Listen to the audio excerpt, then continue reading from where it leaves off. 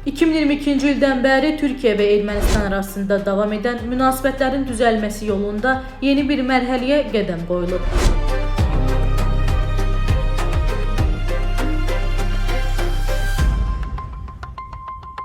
Today Press TV xəbər verir ki, Türkiyə Xarici İşlər Nazirliyinin rəsmi nümayəndəsi Öncü Keçeli, Ankara və İrəvanın iki ölkə arasında birbaşa ticarətin başlamasına hazırlığı başa çatdırdığını açıqlayıb. Sözü gedən məsələ əslində mayın 12-sində Hakim Vətəndaş Müqaviləsi Partiyasının seçki qabağı kampaniyası zamanı yaşanan hadisə ilə gündəmə gəlib.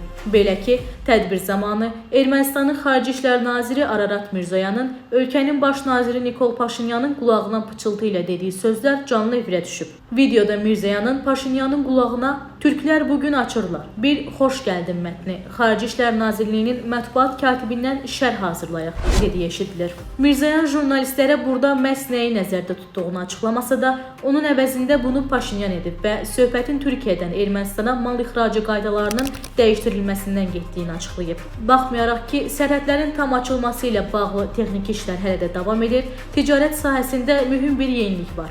Artıq Türkiyədən Ermənistana və ya əksinə üçüncü ölkələr vasitəsilə göndərilən malların sənədlərində birbaşa olaraq Ermənistan və ya Türkiyə adlarını qeyd etmək mümkün olacaq.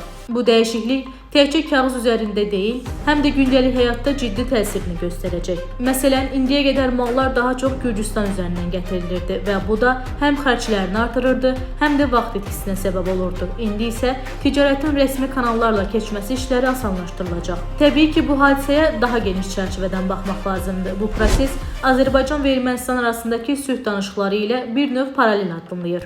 Türkiyə hər zaman bildirib ki, Ermənistanla münasibətlərin tam qaydasına düşməsi Azərbaycanla olan vəziyyətdən asılıdır.